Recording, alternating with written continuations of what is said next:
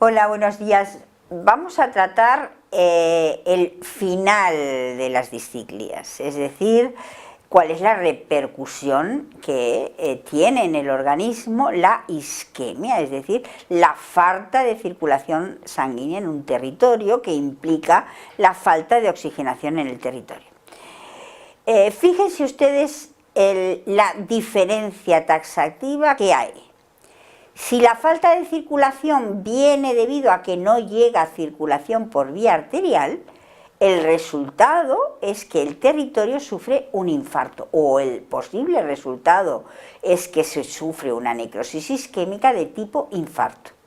Sin embargo, si la causa que produce la falta de circulación es que no circula la sangre por vía venosa, se estanca en el territorio y no puede salir, entonces lo que se produce, la necrosis que se produce, es una infartación hemorrágica. Y no podemos intercambiar esta terminología. Infarto es para el origen arterial, infartación es para el origen venoso. Y a pesar de eso hay algunos libros que utilizan el término de infarto cuando la obliteración es venosa. Así es que mucho cuidado. El que se produzca una necrosis no depende solamente de que no haya circulación, sino que depende de cómo es el tejido. Es decir, depende de la sensibilidad que tenga el tejido a la hipoxia. No es lo mismo que nos falte sangre en el cerebro, que nos falte sangre en el miocardio o que nos falte sangre en la musculatura de las piernas, por ejemplo, en la musculatura esquelética, no tiene la misma sensibilidad. Nosotros podemos estar sin circulación en una pierna durante mucho tiempo. Saben ustedes que la gente que se corta la mano se pone en frío y luego la mano se le implanta, por lo tanto sí que puede estar sin circulación durante un cierto tiempo. En cambio no hay posibilidad ninguna de que alguien le saque el cerebro a otro y se le implante, o alguien le saque el corazón y si no se mantenga la circulación se le puede implantar sin ningún problema. Por lo tanto, la sensibilidad del tejido a la hipoxia o a la anoxia es muy importante. La máxima sensibilidad la tienen las neuronas, seguidas del túbulo contorneado proximal. Es una parte del organismo que se ve afectado en multitud de circunstancias porque es muy sensible a la hipoxia. Luego tenemos el hígado y luego tenemos el miocardio. La segunda circunstancia que hace que sea un territorio más posible que otro para que se produzca una necrosis es que tengamos circulación colateral. Es decir, si la sangre no nos llega por un sitio pero nos puede llegar por otro, pues da igual, llega la sangre y por lo tanto no hay necrosis.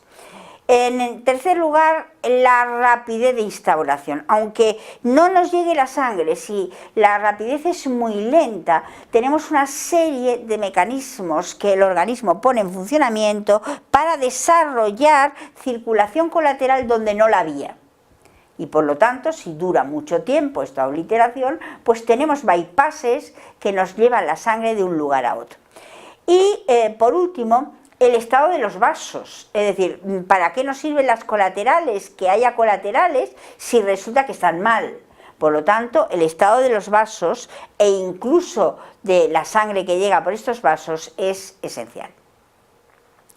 Fíjense ustedes la cuestión de la rapidez de la instauración. Todo el mundo sabe lo importante que es que no se le obliteren las coronarias, pero claro, lo importante es en una obliteración brusca. Si la obliteración de las coronarias ha sido muy lenta, fíjense aquí que se ha obliterado esta rama de la coronaria y hay un trozo que no hay continuidad entre las dos coronarias y sin embargo, ¿qué pasa? La sangre pasa perfectamente siguiendo colaterales que se han hecho nuevas por arriba y por abajo y bypasea este lado de la arteria que está obliterado. O aquí, fíjense ustedes, tenemos un trozo de la arteria totalmente obliterado y sin embargo la sangre que pasa por aquí luego nos llega al final a la punta del corazón. Por lo tanto, si la obliteración se produce lentamente, siempre tenemos posibilidad de generar colaterales que no existían previamente que bypasseen la sangre. Sin embargo, estas colaterales no llevan la misma capacidad de flujo y siempre hay más dificultades y más problemas si la sangre llega a través de las colaterales neoformadas que a través de las que tiene normalmente el corazón. Por lo tanto, la circulación colateral es un elemento absolutamente esencial y por lo tanto tenemos que enterarnos de cuáles son los tipos de circulación colateral que tiene el organismo y que las tiene precisamente para evitar las isquemias. Por ejemplo, hay órganos que tienen dos sistemas de circulación. Nos viene la circulación por dos arterias que son totalmente diferentes. En el hígado, por ejemplo, nos viene la circulación por la arteria hepática y nos viene la circulación por la vena porta. La vena porta aporta oxígeno al hígado. El pulmón, por ejemplo, nos viene la circulación por la arteria pulmonar, que depende de la aorta, y nos viene la por las arterias bronquiales, que dependen de la aorta, y nos viene la circulación por la arteria pulmonar, que ustedes sabrán que lleva sangre venosa. En ambos casos, fíjense ustedes, hay una circulación pequeña de origen arterial y una circulación grande que es de origen venosa. Pero el hecho real es que, teóricamente, si no obstruye una de las circulaciones, la sangre le pondría a venir por el otro lado. Hay un pequeño problema, como inmediatamente veremos, porque la masa fundamental de irrigación la reciben por la vena ambos pulmones. Ambos órganos, el pulmón por la arteria pulmonar, que es sangre venosa, y el hígado por la vena porta, que es sangre venosa. Sistemas arteriales paralelos, los lugares que son muy importantes en el organismo tienen una serie de sistemas diferentes de arterias que todas llevan la sangre al mismo lugar. Por ejemplo, el cerebro está irrigado por dos arterias vertebrales y dos carótidas, es decir, que tenemos 4 arterias que nos llevan sangre al cerebro. Con la idea precisamente de que si falla una tengamos la otra, y además tenemos una anastomosis de todas ellas en el polígono de Willis. O incluso la mano es algo trascendental para nosotros. La mano la tenemos asegurada por dos sistemas arteriales, el cubital y el radial, que dan irrigación al mismo lugar, de tal manera que nos falla uno, nos llega la sangre por el otro. Este es el caso de la doble circulación. Ustedes ven aquí el hígado, fundamentalmente irrigado por la arteria porta, por la vena porta, perdón, con sangre venosa, pero que es la que lleva el oxígeno al hígado, y luego tenemos la arteria hepática. Si se nos oblitera la arteria hepática produce poco problema, pero si se nos oblitera la porta, que es la que oxigena fundamentalmente, se nos produce problema, pero con sangre, es decir, el hígado se queda muerto, pero tiene una enorme cantidad de sangre, entonces aparecen los territorios hemorrágicos como estos que vemos aquí. El pulmón, 3/4 de lo mismo. Cuando la sangre que nos tiene que llegar fundamentalmente por la arteria pulmonar, que es sangre venosa, no nos llega, nos continúa llegando sangre por las arterias bronquiales, pero no es suficiente como para mantener el pulmón vivo. Y entonces el pulmón se nos muere, pero se nos muere con sangre. Entonces, ¿cuál es el resultado? Resulta que hemos obliterado el aporte sanguíneo, es decir, hemos obliterado las arterias, las que aportan el oxígeno. Por lo tanto, estamos delante de un infarto, pero este infarto, en vez de ser por falta de sangre, tiene una gran cantidad de sangre. Entonces, ¿qué es lo que tenemos? Un infarto hemorrágico. Los sistemas paralelos, observen, las dos arterias vertebrales, las dos arterias carotídeas, se unen las vertebrales para formar la arteria basilar y las arterias carotídeas se unen en la parte basal del cerebro para formar el polígono de Willis, para asegurar que todo el cerebro llega a la sangre. Pero el hecho real es que si obliteramos una, a veces no nos llega la sangre completamente porque el estado de estas arterias no está todo lo bien que tiene que estar. O la circulación paralela radial cubital. Si obliteramos la radial tenemos la cubital, y si obliteramos la cubital tenemos la radial. Con eso que conseguimos que al menos tengamos dos sistemas arteriales que nos llevan la sangre a nivel de la palma de la mano o a nivel de la mano. Otro tipo de circulación arterial es el riego arterial único, pero con buenas anastomosis. Esto es lo que ocurre normalmente, habitualmente en el sistema capilar. ¿Por qué? Porque la sangre nos llega al territorio, pero dentro del territorio se anastomosa un montón entre sí, por lo tanto que si se oblitera una, llega la sangre por la otra y no tiene mayor trascendencia. Pero hay una que sí que tiene trascendencia, que es esta: el sistema de anastomosis en arcadas. Es decir, para llevarnos la sangre a este territorio, ¿qué hace? Sale de una arteria que se une con otra formando arcadas para que podamos llegar a toda la superficie extensa de este territorio. Este territorio se trata del intestino y aquí se ven perfectamente las arcadas. Y el problema, aquí sí tenemos más problemas que en el territorio capilar. Y ya por último, la más grave, aquella que es un riego arterial de una sola arteria que no tiene anastomosis. Esta sí que es un problema, porque es una circulación terminal, es una circulación que si se oblitera no tiene por dónde llegarle sangre. Este es el caso del riñón, este es el caso del corazón, este es el caso del bazo, este es el caso del cerebro y este es el caso de la retina. Aunque recuerden, como hemos visto en el corazón, siempre y cuando esto sea brusco, porque si es muy lento, aunque no tengamos colaterales normalmente, se crean colaterales de forma nueva. ¿Qué pasa con la anastomosis en arcadas? ¿Qué problema puede tener? Pues si la obliteración que tenemos está muy cerca del territorio donde se irriga, no hay problema, porque si obliteramos esto de aquí, pues la sangre nos llega por un montón de sitios que no necesariamente tenga que ser este de aquí. Obliteramos aquí, la sangre nos llega por aquí, la sangre nos llega por aquí. Pero si obliteramos más arriba, la sangre también nos llega. Pero ¿cómo nos llega? Nos llega haciendo una serie de recovecos, entrando y saliendo por una serie de canales, y cuando llega aquí abajo llega lenta y llega sin fuerza para volver a salir por el sistema venoso.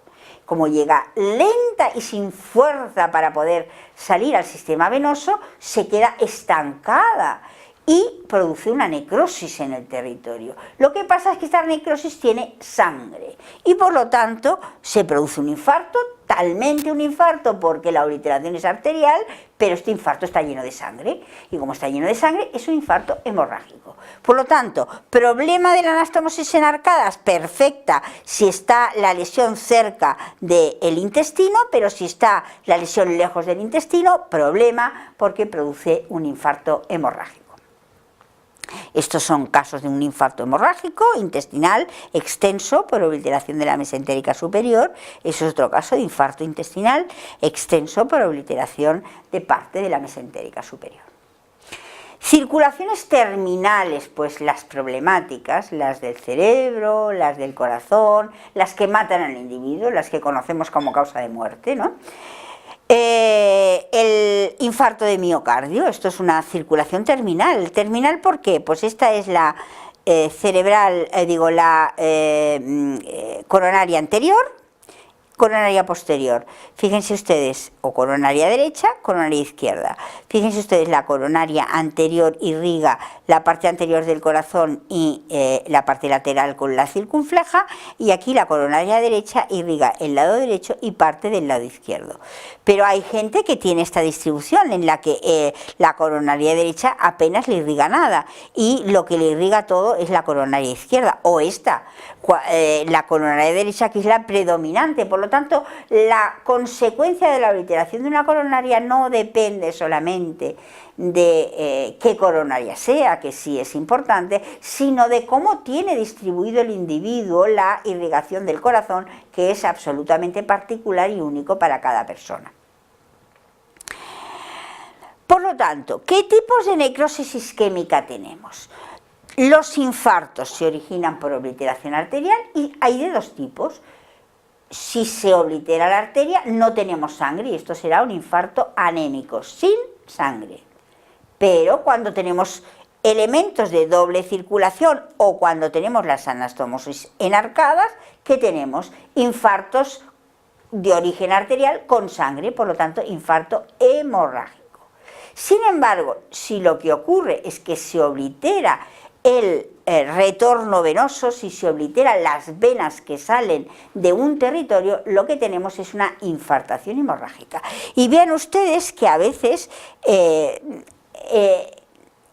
la nomenclatura que se utiliza en los libros es no la perfectamente adecuada. Aquí ven ustedes que se le llama infarto rojo, infarto sería de origen arterial, a la obliteración por vólvulo de la vena de drenaje. Por lo tanto, este no es un infarto, esto es una infartación hemorrágica porque lo que se ha obliterado es la vena de drenaje y el territorio ha quedado hinchado, de ahí el término de infartación, con gran cantidad de sangre. Infartaciones hemorrágicas clásicas, la torsión testicular. Eso es un testículo muerto a consecuencia de que se ha volvulado el pedículo testicular en los testículos en ascensor, en la subida y bajada. Infartación hemorrágica, pues una incarceración de una hernia, se ha quedado atrapada en un anillo y se ha comprimido todo el sistema venoso, o lo mismo que ocurre aquí, una infartación hemorrágica porque se ha volvulado una parte del intestino, etc. Por lo tanto, ¿cuáles son las causas que en un momento determinado nos pueden producir la necrosis isquémica? Pues lógicamente las arteriales y las de obliteración venosa. Las arteriales producen infartos, la de obliteración venosa, infartaciones. La arterial intraluminal, por ejemplo, la embolia. Parietal, la placa de ateroma que se va trombosando y al final se oblitera. Y extrínsecas, que tengamos una compresión o un vendaje compresivo que también puede producir una obliteración, una isquemia importante del territorio. Y las venosas pueden ser intraluminares, pues típicamente un trombo, o extraluminares, también una compresión, típicamente el vólvulo o la estrangulación. ¿Y qué le pasa a los infartos? Pues los infartos les puede pasar dos cosas. Si el órgano es un órgano que tiene una enorme capacidad de reproducción, pues las células se reproducen más o menos bien, esto ya es otro asunto, pero bueno, en el fondo se reproducen. Pero el problema lo tenemos en aquellos tejidos en el que las células no se reproducen, como por ejemplo el miocardio, no se reproducen las células musculares, no se reproducen, o en principio el cerebro, no se reproduce.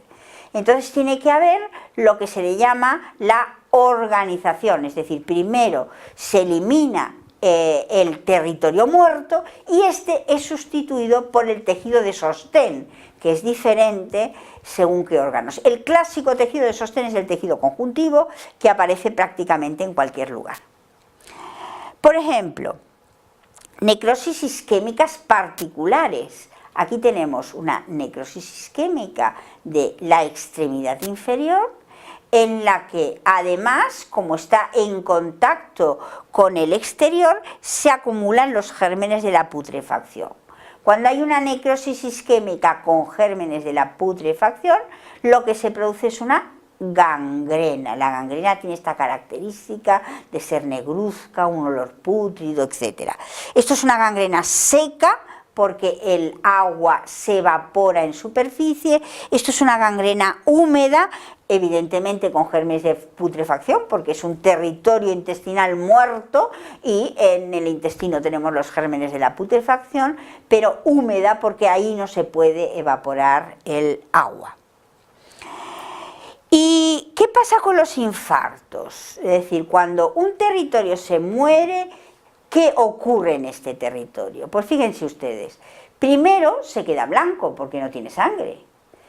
Luego empieza una reacción inflamatoria. ¿Y qué tipo de reacción inflamatoria? Pues primero aparecen los polinucleares en el margen del territorio muerto. ¿Por qué? Porque los polinucleares ya hemos visto que son los primeros en emigrar del torrente circulatorio y emigran en la parte sana, no en la parte muerta, sino en la parte sana.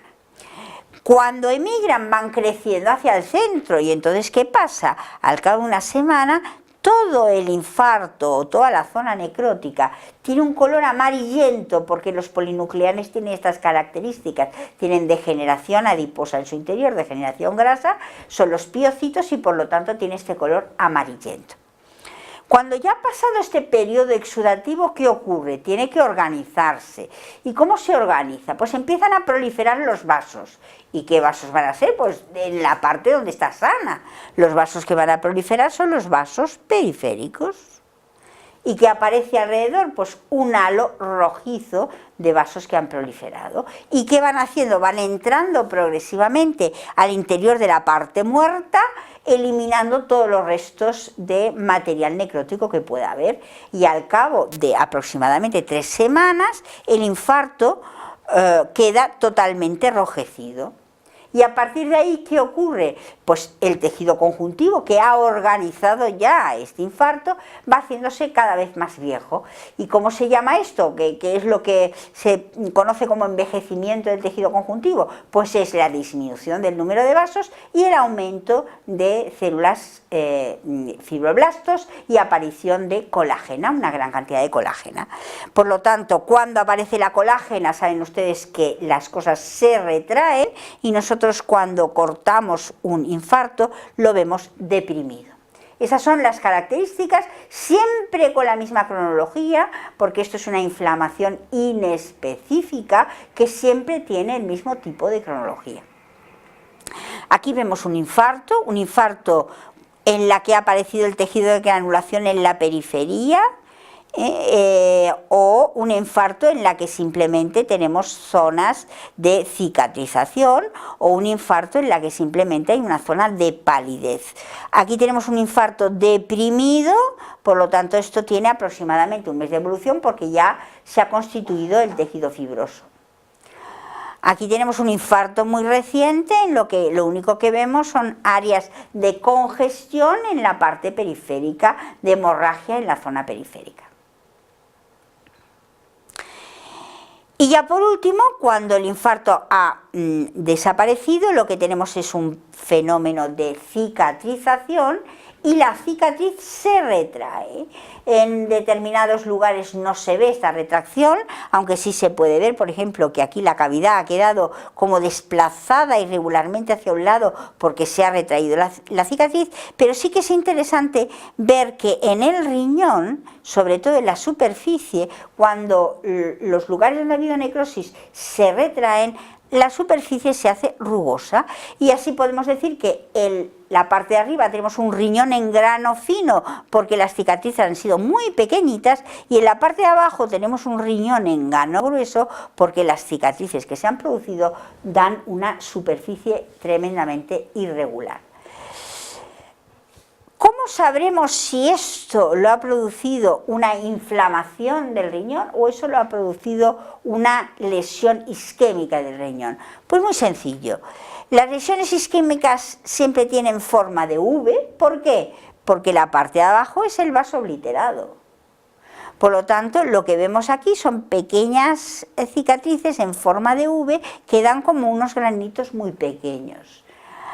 En cambio, cuando la lesión que se nos produce porque ha habido un proceso inflamatorio, las cicatrices tienen forma de U porque la lesión no es un vaso, sino una extensión muy grande de terreno. Por lo tanto, cicatriz en V es una cicatriz de origen arterial, cicatriz en U es una cicatriz de origen inflamatorio. ¿Y qué situación especial tenemos? Pues fíjense ustedes, hemos dicho que un tejido necrótico se organiza y hemos dicho que lo organiza es el tejido conjuntivo, pero nadie habrá pensado o nadie se habrá dado cuenta que no hay tejido conjuntivo vascular en el cerebro. No existe. Solamente el tejido conjuntivo vascular acompaña a los vasos que irrigan el cerebro. De tal manera que cuando un cerebro se nos muere y tiene circulación terminal, de tal manera que si se muere la arteria cerebral media se muere este territorio, si se muere la arteria cerebral posterior se muere este territorio, si se muere la arteria cerebral anterior se muere todo este territorio. Bueno, pues cuando un territorio se nos muere, aquí, ¿cómo lo organizamos? Pues lo organizamos de la siguiente manera, fíjense ustedes. Como el cerebro fundamentalmente está constituido por lípidos, cuando se muere, no puede coagular, como ocurre con el bistec, no puede coagular las proteínas, no tiene proteínas para coagular. Entonces lo que ocurre es que en vez de transformarse en una necrosis por coagulación, se transforma en una necrosis por licuefacción, desaparece, se queda como un líquido. Eso es lo primero que ocurre. Y lo segundo que ocurre es, como no tenemos tejido conjuntivo que venga y pueda eliminar este territorio y lo pueda sustituir por tejido fibroso, ¿quién llega y lo elimina? Pues llega y lo eliminan las células de la microglía. Las células de la microglía, los histiocitos cedidos por el organismo al cerebro, llegan y fagocitan toda la mielina, que es un material lipídico. Entonces, ¿qué pasa? Todos estos histiocitos quedan en forma de vacuolas rellenas de grasa en su interior, que es la mielina. Y el resultado es que aparecen agujeros. Y luego, ¿quién los sustituye? Pues lo sustituye la glía de sostén. Por lo tanto, las cicatrices en el cerebro no son cicatrices de tejido conjuntivo, sino que son cicatrices gliales. Y con eso terminamos por hoy. Muchas gracias.